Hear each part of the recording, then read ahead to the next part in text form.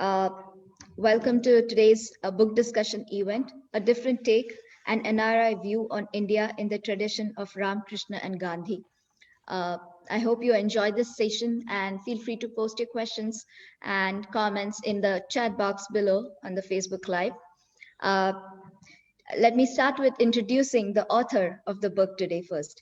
Dr. Balram Singh has been a professor since 1990 and Henry Dreyfus Teacher Scholar since 1997 to 2014 at University of Massachusetts, Dartmouth. He has been a visiting professor at Georgetown University, Harvard Medical School, Yang Ming University in Taiwan, and Jawaharlal Nehru University in India. He is currently the president of Institute of Advanced Sciences and also the founder of Prime Bio Inc., a biotechnology-based company.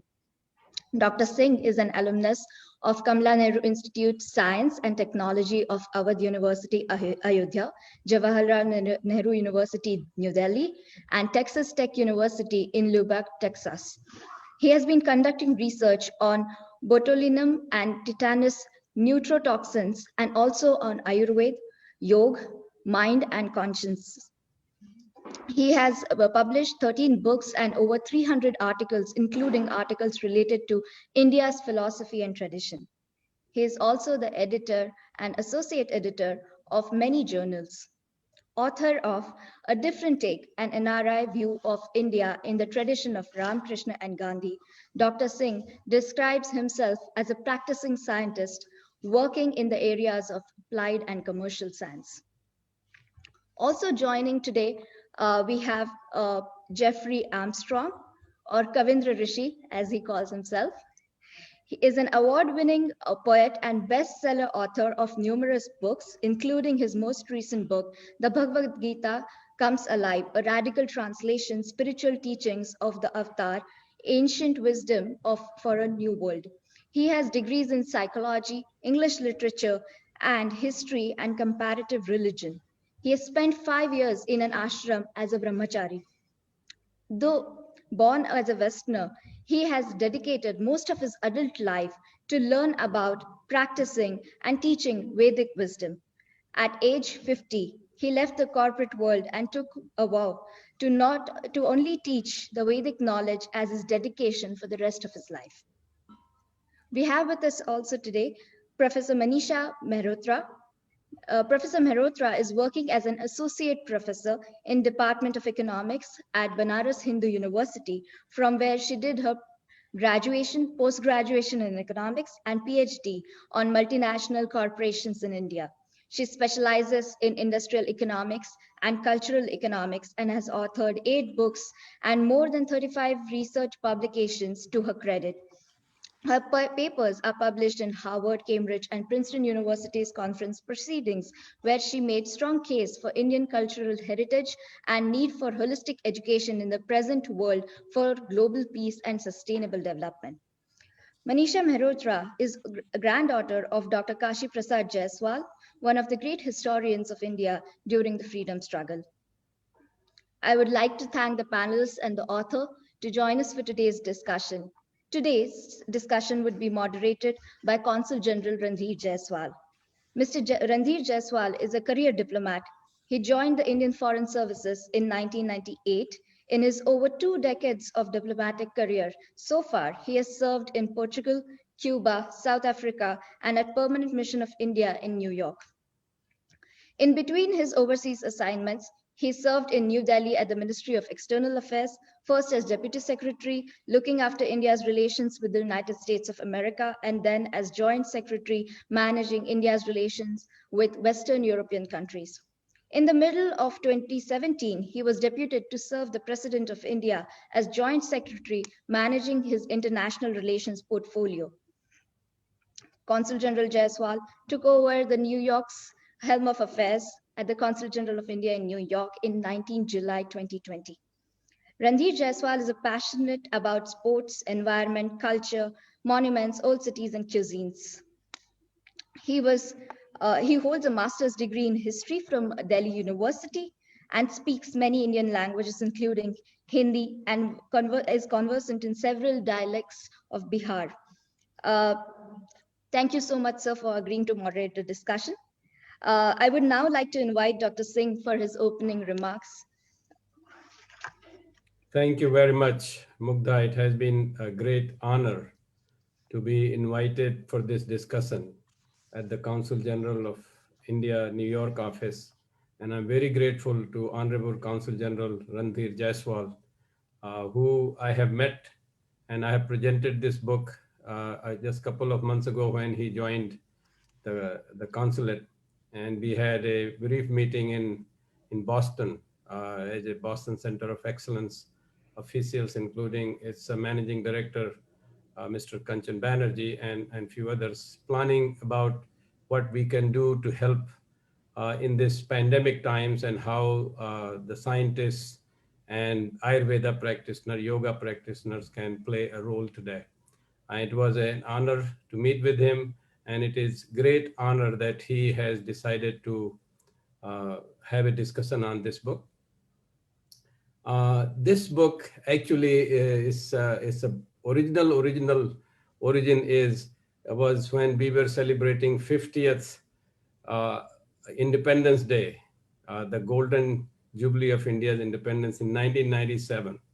I was a young professor, and my university, there was a professor, Madhu Jhaveri, who had almost like a brief ceremony in his laboratory. He was an engineering professor, and he had a very brief ceremony at 2 p.m. We all stood and did the Jan Government, because we wanted to celebrate just when the clock turns to 15th of August. And I come from a very simple background, and many times I have very simple questions. So I asked him, why are we doing so subtly this thing? Why not we do in a grandeur? India is a great democracy, biggest democracy. We are in a democratic country, and we could basically have the flag at the pole stand of the university, and so on and so forth. And he was, he has been in this country for very long time. And when they were very less number of people, they did some of these things in a very quiet way, so that they don't get attention of many people. I couldn't understand that. And I finally I decided, along with my kids, to organize a big event for Golden Jubilee of India's independence. While doing that, I found out that I had difficulty in booking an auditorium, because I was a chemistry professor. What the chemistry professor has anything to do with India's independence? And we had to chase down some students' organization to do that. And that eventually led to, for my questioning that, India is such a great country, and we need to present it to the world in a very proper perspective of it. And eventually, the story is very long, but eventually what happened is that we ended up talking about a Center for Indic Studies. And that was established in year 2000. And the Consul General of India in New York is an honorific member of the Board of Governors of that. And this inauguration was done by, that time, I think the Consul General was Srimati Neelam Deo. And she came, and we have a very great relationship with the Consul General of India, New York. So, I mean, this is a continuation of that process, in my opinion. And as a result, something very different happened. I really wanted Dr. Madhu Jhaveri to be the director of Center for Indic Studies, but because I was pushing for this, I was Mr. Research on campus, and I had access to the chancellor and others.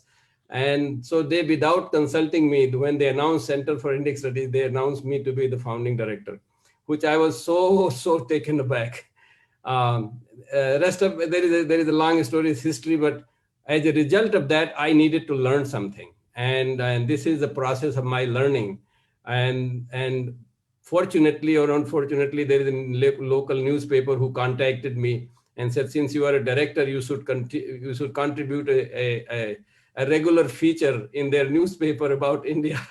And so I had to write, and I had to read, and I had to interact. And many people, many colleagues, I would say maybe thousands of them, I came in touch with, and I, as somebody who lives away from home, from India, and even in India, I lived away from home because my home is really in a village. So my family lives there, and so it was a very distant look for India. Even in Delhi, I looked India differently, but from the United States, it's really looked very distant. And so I developed a very maybe weird way of farsightedness, because I was really just far away. And so I started looking at things very differently, and writing my opinions in this newspaper. Many things came by, and so as a result, this a series of articles came. And when I was done with all that, that happened to be 2001, 2002 beginning, but that time until maybe 5 years or so. So I wrote maybe 2 dozen articles. And then when I looked at them, especially my university's news director, Maeve Heacock, who was very fascinated by my opinion, because some of these opinions were against the United States. I mean, sometimes even against India. I mean, when I say against India, means, the Indian, maybe the politicians, maybe icons, maybe, some certain way of intellectuals. Many of those things I took upon myself to learn about them and express my opinion. And since this was coming as a newspaper, the university, of course, monitors everything, and the news director was monitoring. She was very fascinated with this, and she suggested that I put it together. And I asked her to do some editing of it. At one time, she thought that she was going to change few things. Then at the end of it, she said, "You have your own style, and you should keep it exactly the way it is, because it has a very different kind of message." And so finally, I'm very grateful to Motilal Banarsi Das, who agreed. There's a great house of publication, and they agreed to put it all together. And one of the major features that I was able to include in this, coming from science background, so it's not just distance, but distance in my field also. So I was able to, as a scientist, I'm never able to make sense unless I have some data. So I couldn't come up with data in this, and I came up with photographs. So create an ambiance so that people can see what I'm talking about and what else was going on. And I think that's may not be very unique, but not that common that people do, especially the kind of things I chose. I as a scientist, and I also believe as the cultural mission and practice in India, that there is nothing beyond your discussion and conversation. Especially, I read India's constitution that says that in Article 51A said that is the duty of every citizen of India to develop a scientific temper. So I got more emboldened even as a scientist, and I thought I can take on anything and everything with my best intentions. The most important thing that I thought is going to be a message that needs to be conveyed to the rest of the world, that what India has been and could be. And also in the process, I realized that there is so much communication that needs to be done to Indians, especially in the intellectual class, the political class, and the iconic class of models, role models like athletes and film industry or something like that. I took upon everybody. And so one of the last point I want to make is that one of the issues that came up, you have taken on so many people, and India is a very litigated country, and people will get offended very easily if they find out that you wrote something about them like that. And so the publisher said that you have to get somebody to write forward so that at least you are protected. And so I contacted Dr. Subramanian Swamy. So, and such a kind man. He has come several times to my campus, and he knows that I mean the best for everybody, actually, even those who I'm criticizing sometimes. That has included sometimes the diplomatic corps. And I'm so glad that Consul General has not minded that I have said, but my intention was always to make the best, their job, my job, everybody else's job, and just like we want to consider Vasudhaiva Kutumbakam. So I'm very grateful to Dr. Subramanian Swamy that he agreed, and he wrote 7-page of forward. So I think I'm well protected, and I see that India's real culture, real practice that is practiced by the Consul General, that is practiced by the people who are reading this book and have written some reviews. And I'm so grateful to Jeffrey Armstrong, who is my great friend for last 15, 20 years, with whom I have differed a lot. And then we still remain friends, which is the culture of India. And I met with Professor Manisha Mehrotra maybe 4 or 5 years ago, and have learned so much about what she does and what she's interested in. I'm learning more and more every time. So I'm so grateful that they joined this panel discussion. And I will conclude at this point and turn it back to Mugdha.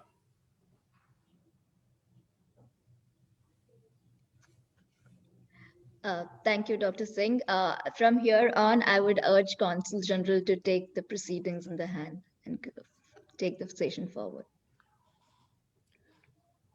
Good morning, everybody here in the United States and in Canada and this part of the world. And good evening, everybody in India.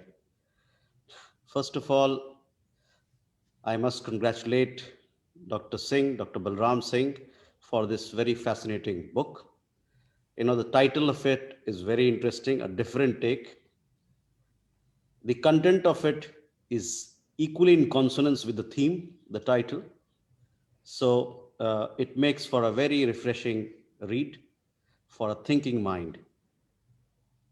Dr. Balram Singh had spoken about his experience and the way he celebrated India's 50th anniversary of its independence. We are a year away from India's 75th year of independence, and we'll have several activities to celebrate that. But let me also put here as to how I celebrated India's 50th anniversary, 50th year of independence. I remember I was a volunteer manning the door in Delhi of a program where we had the greats of Pandit Ravi Shankar, Dr. Zakir Hussain, Mr. Jean-Paul Ramphal, Lord Yehudi Menuhin, all on the stage. So it was my celebration with India's music that I wrapped the India's Independence Day. But more importantly, I remember it as my celebration of India's independence with universalism, the idea of India, and much of which, and I see in every Indian today, in their conversations, in their mannerisms, etc. And that's very uplifting. I see it in the background that Mr. Armstrong has put behind him of Gita, of Krishna. I see it in the background of the tree that Professor Singh you have, and also in the backdrop that we have of Professor Mehrotra, of Buddha and many other things. So I just thought, I'll share my bit on that. The book, of course, is a very refreshing look at some of the ideas that occupy a person who's far away from home. I see a very deep sense of rootedness and belongingness of the author to his land. It is very natural. I've come across many people who come from semi-urban or rural backgrounds. Their sense of attachment is very different from others. I mean, in terms of the way they express themselves. For sure, sociologists will have a different take on that as to why it happens. He or she can elaborate more. But to a commonsensical understanding of it would be that, you are deeply rooted, you have a lot more human connect around you. You are closer to your tradition, you're closer to your folks who live around. There's a lot more human engagement, slightly deeper than you would have in an urban setting. And for that reason, your roots run deep. A very sense which comes out in this book, different take, is that you appreciate your own when you are away from it. You have a better sense of judgment, better sense of comparison, who you are, what are your strengths, what are your weaknesses, and how you put across to your host society or the host community. And this is a question which many people who've stayed outside of India have talk about and have different things to say. A very fascinating thing which going through the book I realized where I stopped to think was where Dr. Singh talks about not understanding an Indian language and yet understanding almost 50% of the conversation. He may not be conversant in Tamil or Kannada, but at the same time, he gets a sense of what the person is saying to the extent of 50%. That reminds me what this great maestro from India of Sarod, Amjad Ali Khan Saab once said to me, that music is not to be understood, it is to be felt.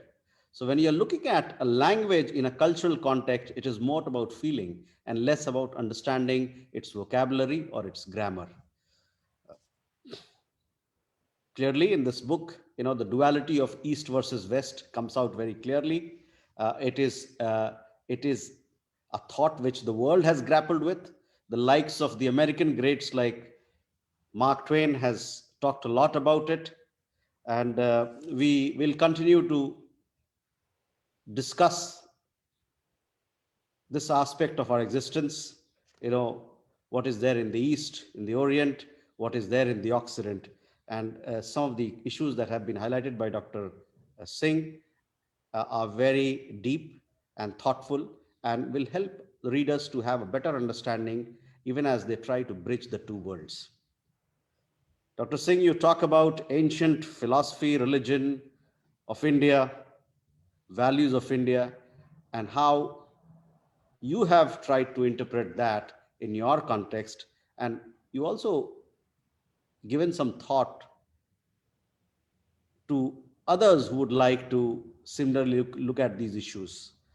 For us, the NRI community or the Indians who are staying abroad is very important. We see them as an important link between India and their home countries today, adopted homes. We deeply value this relationship. We see it as a living bridge. Today, the most important aspect of, for example, United States and India is that it is strong for various reasons, but is, in my sense, it is the strongest because the people to people links are very strong and very deep. Well, the subject of the book is so expansive that there is something for everybody. You talk of Ramayana, you talk of Mahabharata, you talk of Mithila, and at the same time, you talk of Boston. You talk of Gita, at the same time, you talk of climate change. So it's a huge expanse that the book talks about. And that's very fascinating, a very fascinating aspect of your labor of love. I've stayed in various parts of the world. I have dealt with people of Indian origin abroad, people who moved out of India 500 years ago, as they happened in the east coast of Africa, or people who moved out of India in the 1800s, 1900s, in other parts of Africa and other parts of the world.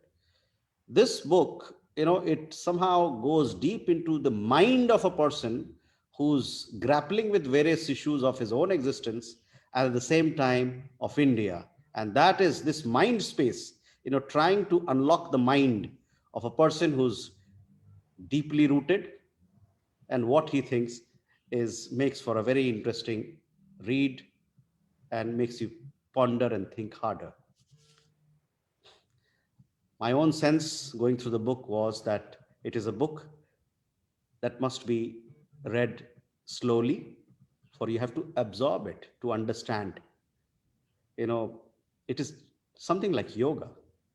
You have to do a little bit of it on a daily basis so that you go to the deepest point of its understanding and observation. That is a session that I would have for the readers. But just to say that I look forward to this discussion. It is a fascinating book. And with that, I look forward to the engaging discussion. And I look forward to what our dear friends, Mr. Armstrong and Madam Mehrotra, would have to say, and what take Professor Singh would have on the book. Thank you very much. Now, coming to, there are obviously, it's a mind full of questions that came to my mind. But, I'll just, to begin with, I'll just put a question and thereafter we can take the discussions forward. I would urge any of you to, pick up the thread from here and take it forward. Obviously, this book talks about the richness of India, its diversity, its democracy, its philosophy. What was even more interesting, and I have, that it also talks of the 6 seasons of India. Not many geographies in the world would have experienced 6 seasons. There would have been some. For example, Ethiopia, I was struck where the tagline of Ethiopia tourism is a country where you have 13 months of sunshine, and that's because their calendar comprises of 13 months. But anyway, coming to the richness, diversity of India, etc., it is everybody's idea that, or people who actually think deep, that we must regain or relive that rich past. But somehow, to my understanding, when you try to do that, especially in today's modern machine world, where you're trying to interpret everything from the Western point of view or Western construct, it becomes that much more difficult. Not because there is any lacuna in Western thought, but just because they have a different way of looking at things. So, how do Indian ancient culture and thought juxtaposed with Western construct on which the world today is moving on? How would you, reconcile the two? What is the best way forward of making a bridge between the East and the West here? Mr. Armstrong or Madam Mirotra or Balram Singh, any of you, if you can take a lead on this, and then we can take the discussions forward. Okay. Yeah, I'll let Jeffrey be the lead, and then we will maybe make some comments.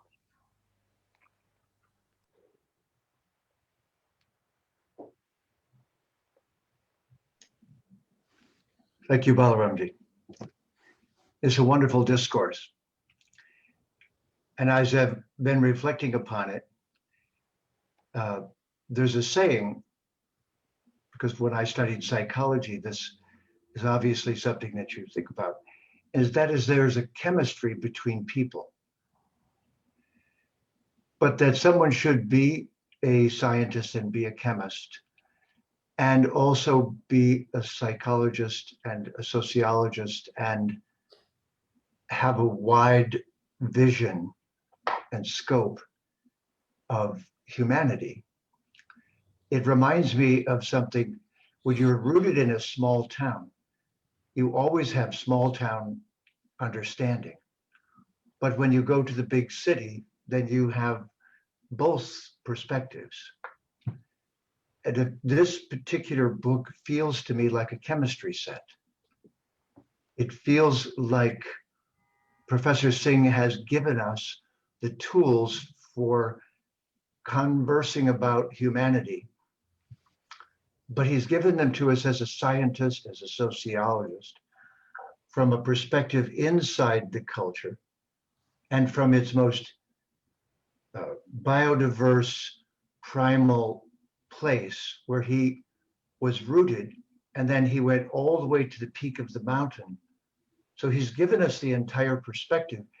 Though we've been friends for so many years, when I read the book, I was just so excited and delighted to see that he'd given us a chemistry set for talking about each other without having any conflict, a humorous looking at our various foibles and different aspects of us, seeing how we mix together. So to me, it's such a brilliant contribution to this conversation, because it ensures that it remains a friendly conversation as we continue to ask what's going to happen as we continue combining together. So that's my first observation, that it sets an amazing scientific context for a social conversation that's often been thought difficult to have, He made it so easy. He's taught by his example how user-friendly it is. And just one thing I'll add to this, Dr. Singh doesn't know this. When I was a young boy, my parents bought me a chemistry set. I was in my early teens, and no one instructed me on the use of it. So I promptly went downstairs and blew up the basement and ended up in the hospital for a week, recovering from skin lesions from my failed experiment. So I wasn't the brightest scientist on the block, you see, and I have a little experience with chemistry going bad. And so in him, chemistry has gone to its ultimate. It's chemistry and Vedanta together, along with being user-friendly, and you can't blow yourself up with the chemistry set. It only makes you smile and see the differences, and viva la difference. Nothing is more wonderful than smiling and seeing our differences. It disarms the situation. So bravo for this wonderful chemistry set. Thank you, Jeffrey. Madam Merotra, would you have something to say on this subject, or the question of richness of India's past that has been talked to so deeply about in the book? Yes, thank you so much, sir. It's a real great honor to be here in this panel. And to start with what you said, the question, that entire heritage of India, what we talking here in this book, has been so beautifully, portrayed in the ghats and the banks of Ganges, what I have grown and seeing it. So in this book, actually, I got to reflect my childhood and the olden days when most of the people in India had a daily ritual of going to the ghats on the banks of Ganges, taking bath, which was a very necessary thing to do to begin the day for. But now, as the time has rolled forward, we have all got busy with our own different things. But still, there is that little, I would say, that Indian thing, the Indianness, which is still there. There are very few cities in India where we still get to see that. So, for my perspective, I read that entire book and I found it a very refreshing take on few of the things. Like, actually, I had never thought of Lord Ram or Krishna to be an NRI perspective. So when I read that word, it was really something very strange and a very deep thought to ponder upon. And the way Sir explained it in the book, it actually gave a lot of insights that how our Vedic rishis, the Vedic traditions of the Sanatan Parampara, all of the rishis and all of the, the whole elitist group of the people who had compiled different entire Vedic Samhitas had said things, but they were all symbolic. So in today's time, we need modern rishis like Balram Singh sir, who could really, decipher those and decode those meanings, those metaphors, because we all know that entire Vedic text is written into metaphors and the symbols.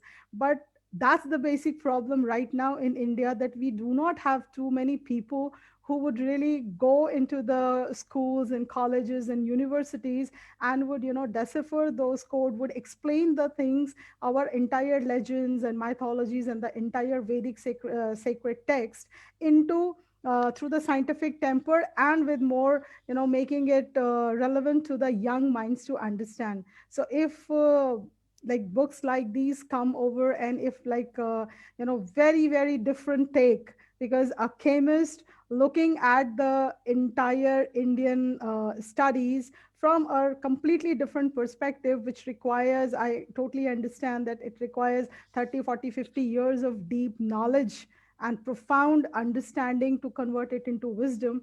So if we have more these kind of things coming up, so definitely that would really be helpful for India as well. Because I see, from sitting in Kashi, the cultural capital of India, that whole world is today looking towards East. The whole world is today talking about Indian Ayurveda, yoga, the entire practices of even the science and technology, the whole of the the Ayurveda, the surgeries what we have done from the time of Shushrut and Charak, the whole Sangitas are there, the geometry, algebra, all of this, Sulva Sutras is there. Ayurveda is so Yajurveda is so profound there, the basis of all of the geometries and algebras and trigonometries. But the basic problem is we are not being able to make this understand to our young minds. So I think we need these kind of discussions. We need more of these kind of scientific temper based literature and books to come forward and to bring it to the forth, to the mainstream, so that people really appreciate. Because the West is appreciating, but the people who actually are living here, they do not understand much of it. And everybody here is in a mad race of going to the West to fly to US. So that was a very deep insight for me to understand, and then to carry forward in the more of the discussions, because a lot of chapters, especially like chapter 7, chapter 3, where sir has very beautifully portrayed itself the distorted images like from colonial lens, or how the disconnect between the expertise and the reality has been there, with giving very good examples of like Amartya Sen. So all of those are very practical things which we are in day-to-day life we are discussing. And so I think this is a brilliant contribution in today's eras of youth to understand. Wonderful. If I could add, Yes. General. First of all, thank you for these very complimentary comments. I appreciate, and I can guarantee I haven't bribed them anything. So, although I know both of them, but it is highly appreciated. What I wanted, interestingly, I have a chapter in it which says chemistry of understanding. This was one of the things that I wrote to a chemical society journal here locally in Boston, because something that happened, and it's very important to really understand. Chemistry is just a language. It's really not a science as science people think. It's a language to communicate what happens between atoms and what happens between molecules. But the same way, I think the Council General is started with about 6 seasons. When what we do is, when we see things change, this is when we start making observations. Otherwise, we don't make observations. Things just going on the way they are going on.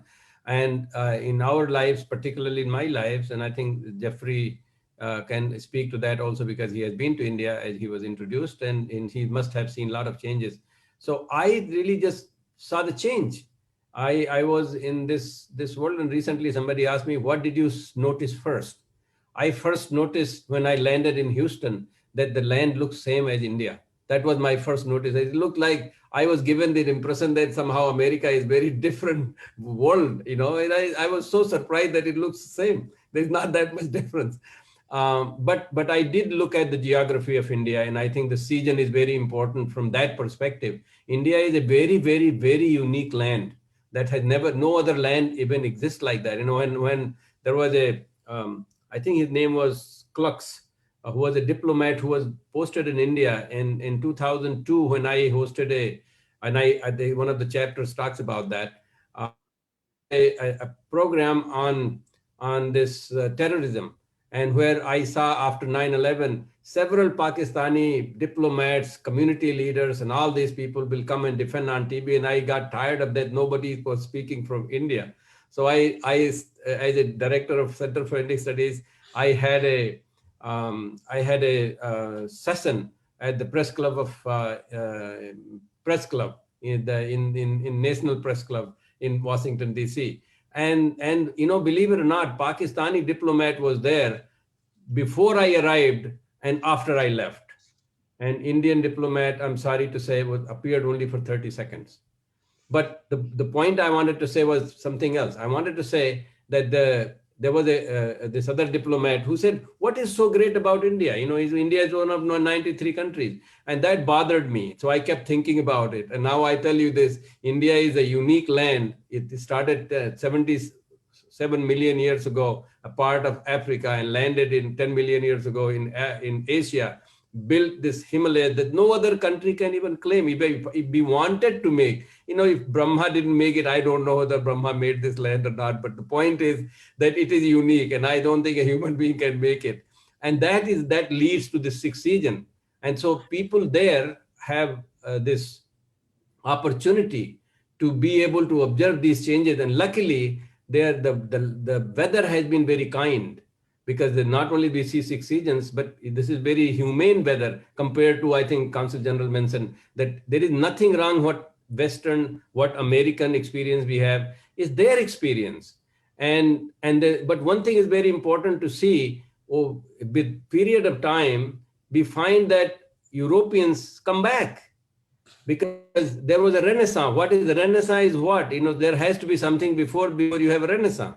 There's something went wrong somewhere. And when I see that renaissance, that comes as a science today, which is part of Indian culture. So I think this is something that is our heritage. And I think the diplomatic corps of India, people like the Consul General, Honorable Consul General, I think we need to communicate that these are our own people. I mean, there is population genetics today that tells 70,000 years ago, 95% of this world that exists today, it went through India for some reason. I don't know why they went through that, but they went there. So they're all our lost cousins. There is nothing right or wrong about it. They just have their different experience. So that, I think, enriches. Thank you. Wonderful. Now, we have Professor Armstrong, Professor Singh, and Professor Mehrotra. All of you have, at various points in time, you've tried to explain India, its philosophical systems, and the way we think to the audience here. Now, very interestingly, Professor Singh makes this comment in the book that there is a thirst to know more about the East, of the Orient of India. Now, well, that may be so, but at the same time, there's a very strong negation of things in India, things of different experiences in other parts of the world. Now, my question to all of you, what sort of mindset issues or acceptance issues have you come across? What are the problems and challenges in trying to explain of course, today the academia circle here in the United States, we have a large number of people from India, some who try to construct and look at things from the NRI lens, if I may say so. Others look at things from different philosophical points of view. Everybody has a reason and a perfect reason. We are not sitting in judgment for that. But what sort of, obstacles or challenges or limitations, may I use that word, would be a better word, have you come across in explaining India to them? Can we go first with Professor Armstrong, you? Certainly. It's an important question. The first thing I think we need to think about is the irony that science has advanced to the point now that communication is pretty much what the whole world is in the midst of, and it's not going to stop. It's going to increase. So in an interesting sort of way, it means tell me your story. So most of the stories have been told, but India has so many stories that haven't been told yet. But what we're going to see is that all of that knowledge, all of the Veda, all of the history are all going to come forward now as stories. The first thing that had to happen because of colonization was India had to prove they're the smartest kids on the block. Nobody doubts it. There is no argument worldwide about who's the smartest, because everyone from India comes and becomes some kind of successful scientist or something. Smallest prison population, obviously the most intelligent culture. At first, what obstructed it was fundamentalist religion and fundamentalist society that was just asserting itself with blunt force. They were just saying, we're better than you are. But as soon as it becomes a conversation, India wins. As soon as you start asking questions and asking for real knowledge, then the culture of Bharat is immense and untapped, and it's just beginning to come forward. So what I see in this book is that Balaram is acting as a pioneer in just opening minds. It's a renaissance indeed, a rebirth, and in that it just becomes interesting. You can't stop listening. And that's what this book reflects. The culture of India is about to seduce the whole world with its mystery and its beauty and its amazing story plots and its endless storehouse of knowledge. And all the secrets are coming out. That Sanskrit's the original language, that it's the mother of Latin and Greek. You can't hide all of this. So in a way, I view this book as a kind of coming out party for the culture, that professors of science are also philosophers. They're also sociologists, that the entire culture is a thoughtful civilization. And I think Balaram Singh is, in a sense, epitomizing this Renaissance man and showing this to us in a very unpretentious, very casual, but humorous and disarming sort of way. A culture that doesn't want to run to violence, that disarms you with its beautiful ideas, is charming and thoughtful and intelligent, is irrefutable. In a modern, dangerous world, this is the best thing going. So this is just the beginning, in my opinion, of thousands of books and of a whole new genre of literature. It really is the re-establishing of the Saraswati civilization as a renaissance of thoughtfulness and thinking and science and ideas. And this book has all the fragrances of the biodiversity of this. It has the intelligence of the scientist, the insight of the sociologist. So I really see this as what I've seen in my friend, Professor Singh, but I hadn't seen it in such a beautiful form from him, but just in our constant conversations. And to me, telling you honestly, coming from the West, Western civilization had no more news stories for me. By the time I was 13, I was looking for news stories. I'd heard about Christianity, I'd heard about the history, I'd heard about the wars, I'd heard of what we did to the Indians. But what I hadn't heard about was a whole civilization of music. I'll tell you one funny story to end with that. I went to a Ravi Shankar concert in Detroit back in the in the 60s. I eventually knew him because my professor of astrology was his astrologer. But in this particular instance, I went to the concert. Ravi Shankar is on stage, and he was tuning his sitar. He went, and the whole audience applauded for a few minutes. He said, "Ladies and gentlemen, if you like the tuning so much, I am sure you will love the concert." So, ladies and gentlemen, this book is just the tuning of the instrument. This is the opening of what we're really going to do, which is have a lot of fun talking about brilliant culture and improve the whole world with it. So, bravo, Mr. Singh. Thank you, Madam. What comes to my mind is like colonialism and before colonialism, the Turkish and Mughal imperialism. So that, so to say, the entire almost about 1,000 years of that phase has actually drifted us apart.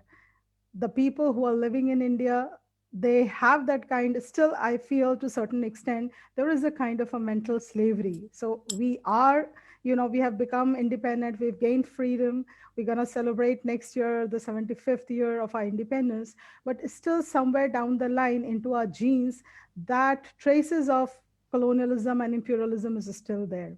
So still we feel very, timid and very little fearful when we open up to the world. So that's one of the basic problems what most of the people, young people like us who are facing here in India. Because every time when we dare to stand up and say something brilliant or kind of showcase some brilliance about our own ancient past, it is in one or the other way, it is categorized into, different terminologies, so-called modern secularism or saffronization. So there are tug of war of ideologies, which is still very, very prevalent here, at least inside the country. And that's one of the reasons which is not actually helping us to open our mindset to think into a broader perspective. Because irrespective of into academics, I am into a lot of spiritual and energy practices. So there at least we feel that the whole world is today moving towards a global mass consciousness. The Schumann resonance is rising. We all know that the entire global consciousness is changing. Mother Earth's planetary, vibration is shifting. So we all know, as a part of the, healing communities, we understand that this world today is going to be very different in another 20, 50 years down the line, because that's the natural process by which the entire our solar system is going through. And the whole new the human consciousness and global rising, and that Princeton University is already doing that global consciousness project. So under that, we all understand that there's a lot of shift which is happening, which irrespective of our ideologies, it's going to happen. But the main problem here is still we are bounded, and those rationalities in so-called Western theology, Western thought process, which has come into our most of the education system, has actually brought that limitation. So like jokingly, I always say that we call Adam Smith, I mean, not sarcastically, I'm not quoting here, but that's the fact that 1770, when Adam Smith wrote The Wealth of Nation, that's where from we start calling the modern economics evolved. And that's how Adam Smith is termed as father of economics. But imagine 1770 was the time in Indian history, which is almost the kind of the whole Indian civilization had deteriorated. So we had seen huge millennium before that where our civilization was at its peak. Now, if we do not get into the research of our ancient past science, technology, Vedic texts, Sanskrit, philosophy, and if we do not bring that entire holistic and comprehensive understanding of what India as a country, as a civilization can offer to the world, so definitely as a part of the humanity is going to miss in a big, big way. So that's area where which really interests me, and I'm trying to do little of my part of contribution in at least talking about, daring to stand up and talk about and do some kind of researches into that, so that our all of us, ourselves including myself, we get a better understanding what Indian Sanatan dharma in a pure sense of far, far ahead than religious dogmas. Dharma, what we can dharan, we can imbibe in our day-to-day life, and with that we can have a beautiful, holistic, balanced, peaceful world. So that's what India really can offer to the world, and that's where the major conflict is still there. Thank you. Obviously, Professor Armstrong, you talked about conversations. Very important that we have conversation. There will be friction points. There will be different set of understandings. That is how the world has been. Societies have grown that way. But it's important that we have conversation, because from conversations you come out with synthesis, and that is the synthesis which leads the way forward. So hopefully we can have more conversations. But Professor Singh, would you like to chip in here on some of your thoughts? Sure. There is one thing that I don't have any shortage on thoughts. I think I'm always struggling to try to make those thoughts into action. I wish I never had to write this book. I wish the India's tradition is not writing books, but also really just practice it. And I hope that I will get inspiration of my own of what I have written, and I will be held responsible for everything that I have said. And if I deviate, I hope if my students and my next generation, my family, my friends, they all point out that you wrote this and you're doing something else. So I hope I do that. But I think this conversation is very important. And again, history is very important to see the hope with that. The world goes in world orders. There are, there are people, smart people like the Consul General and many diplomats. Henry Kissinger has written a book about world order. Noam Chomsky has written a book about world order. So they all kind of tend to define what is important. In what that they do the framing of the conversation. The conversation important. What framing? Samuel Huntington writes about a book about class of civilization, and now everything starts talking about religion for some reason. That is an important thing. I think India is a very different country, and I think the first thing is to do is what we are trying to do is to communicate, and it is very important. But communicate in what? In science, because we need to. I'm sitting here today. We just had a launch of a product which I hope that India will have a biotech presence in the world with this launch, and that's my hope about. It's not just about the money, it's about the concept of that Indians can also do that, and we can collaborate. Indo-US collaboration can be very, very practical, where NRIs really, really can play a role. But then there are other aspects which I think many times India is criticized because of the framework. The framework has been put, for example, women. That to tell anything, I'm glad that Professor Mehrotra feels great about Indian culture, but there are many times they put you down and say, well, you are put in there, and you are not really relevant. But there's one of the chapters in the book says India is the only country where women leaders are religious leaders. They run their own. The other countries cannot even imagine doing something like that. This shows how enlightened the society is.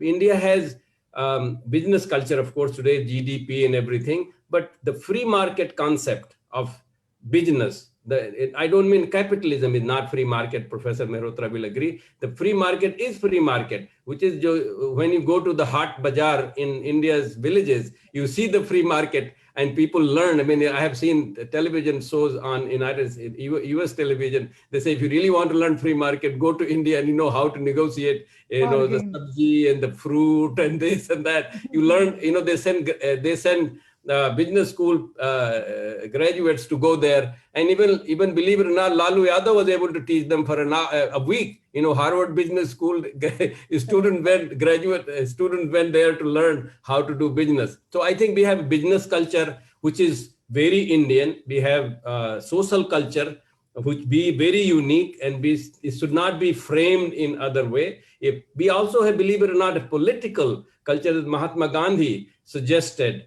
that there is a Gram Raj and there is Ram Raj. And of course I am biased because I come from village, but I am biased for truth.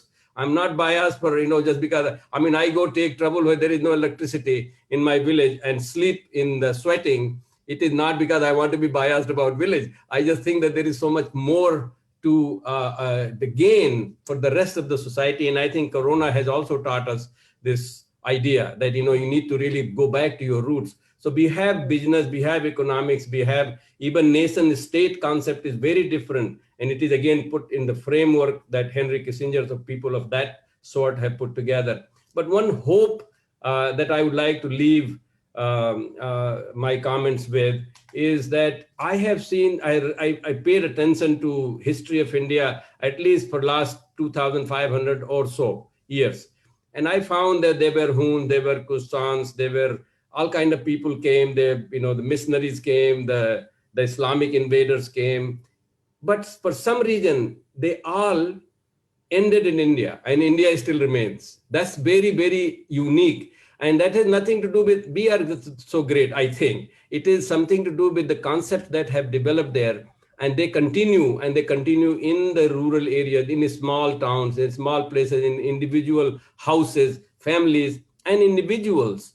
And so if you really think about it, everything that has gone in India, it ended, and it did not end because there was a big fight and they killed each other. It wasn't like that. There was a transformation. That when you go to there and if at the end of the things, you get transformed. And say even Huns and Saks became part of India, and they became part of the Kshatriyas or the kings and whatever, and they started following dharma that Professor Mehrotra is talking about. Same thing happened about nuclear, whatever in modern time. I mean, nuclear superiority was everywhere, and looks like nobody could do that except India. India was the only country who said, no, no, hell with this. I'm not going to accept this superiority of anybody. And I think that's why we were able to do. And I believe in a way of transformation, the democracy will also end in India with this transformation to have the enlightened view of democracy all over the world rather than this exploitation way of democracy. And I hope that this book, if it can help in any way for people to think a little differently, and that's all the purpose is, just think a little differently, just don't go by the flow, and just think a little differently. It will help India, it will help the world, and that's my only goal, and I hope that we succeed together. Thank you very much. Well, thank you, Professor Singh, for your very deep elucidation of things. Like with all good things, we are running short of time. But I must, picking up from the conversation, I must say that we have several stories to tell. And when it comes to India, you're dealing with a palimpsest of history. So obviously your work, the work that we have at hand, is that much more cut out. But in this age of conversation, this age of communication, I take your word, Professor Armstrong, that we have many stories to tell. And that is where the strength of India lies. And we must begin. The book is a beginning point in that direction. I cannot end this conversation without the most powerful quote in the book, and I must read it out.